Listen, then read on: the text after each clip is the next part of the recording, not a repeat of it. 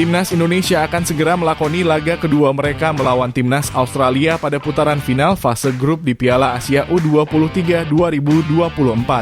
Skuad Garuda asuhan Coach Sintayong bertekad untuk bisa mengembalikan keadaan dengan bermain agresif untuk bisa mengamankan 3 poin pertama mereka di dalam kompetisi ini.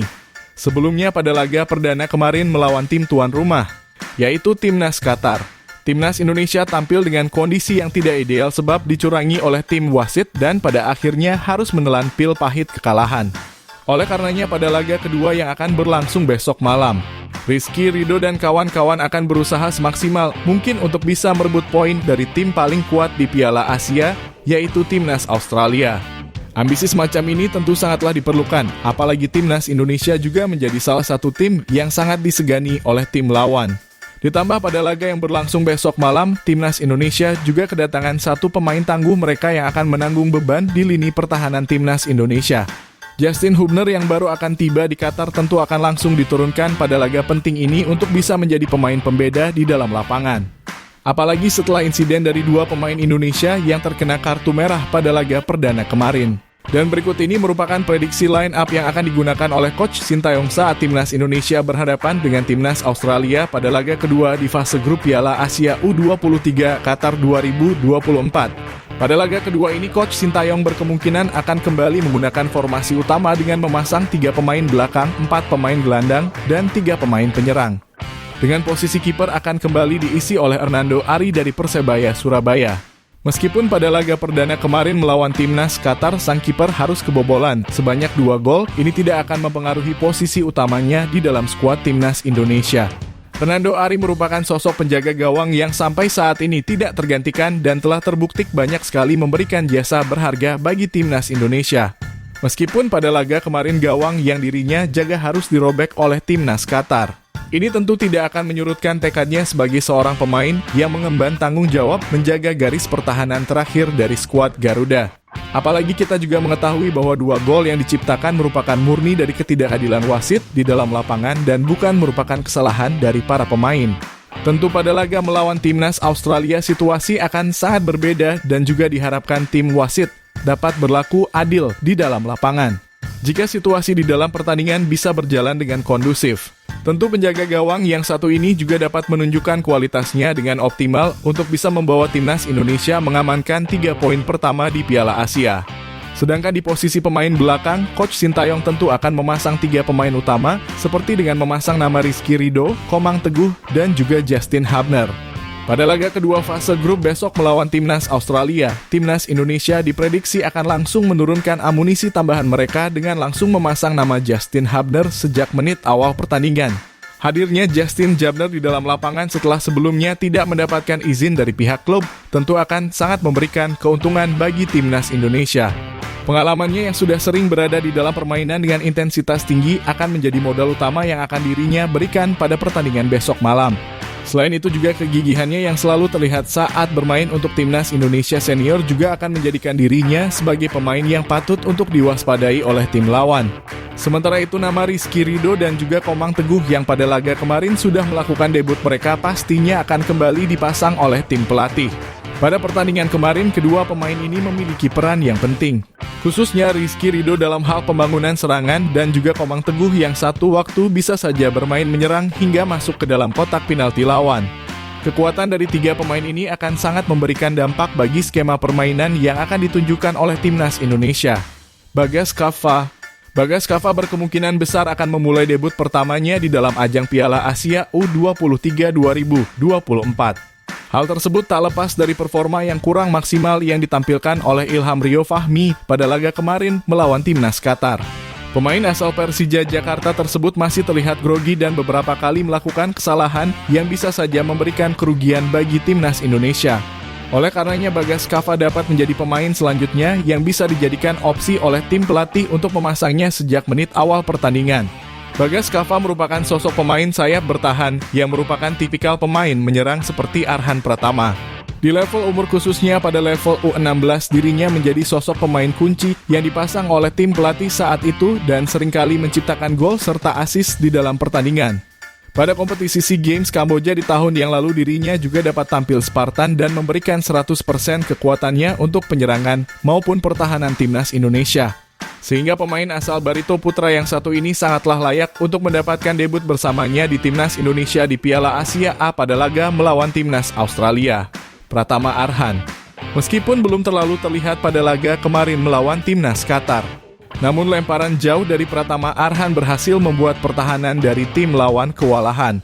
Pemain asal Suwon FC yang satu ini diprediksi akan kembali masuk sebagai pemain utama timnas Indonesia pada lanjutan laga fase grup melawan timnas Australia.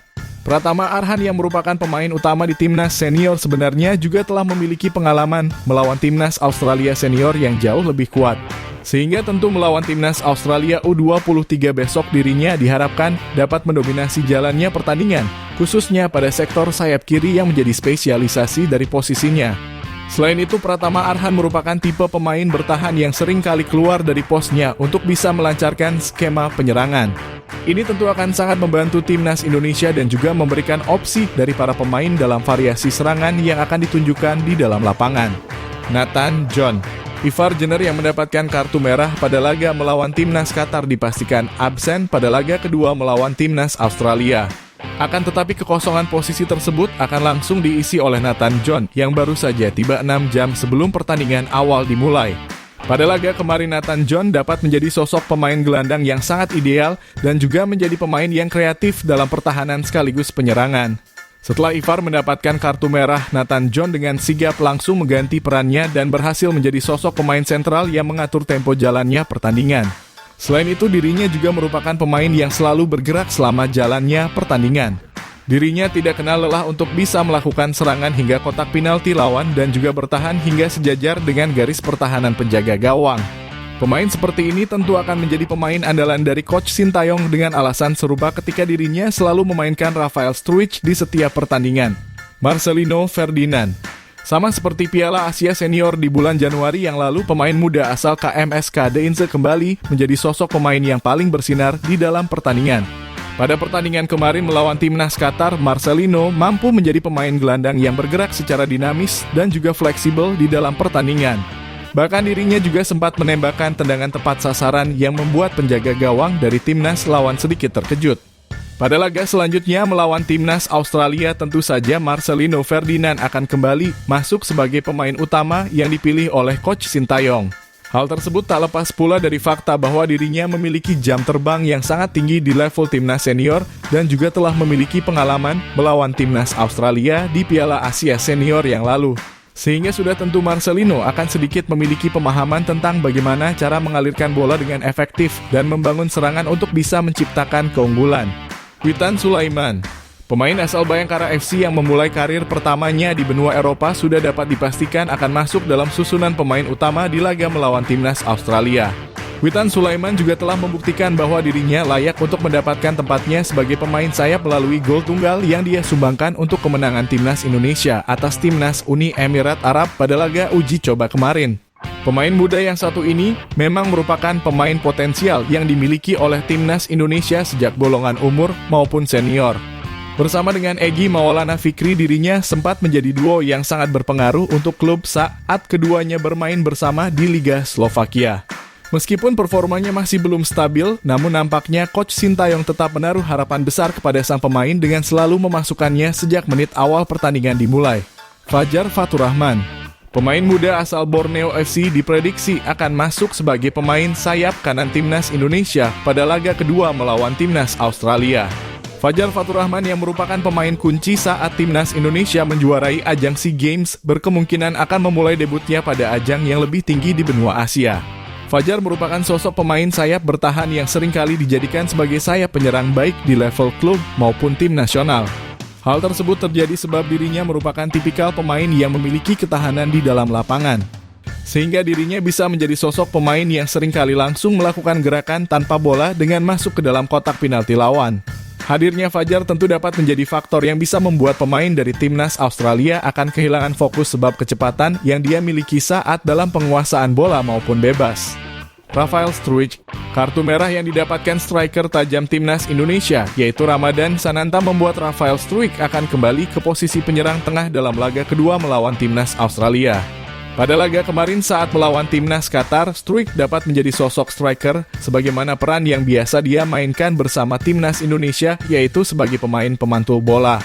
Struijk juga sempat melakukan tendangan tepat sasaran melalui tendangan dari luar kotak penalti yang sayangnya masih membentur mistar gawang.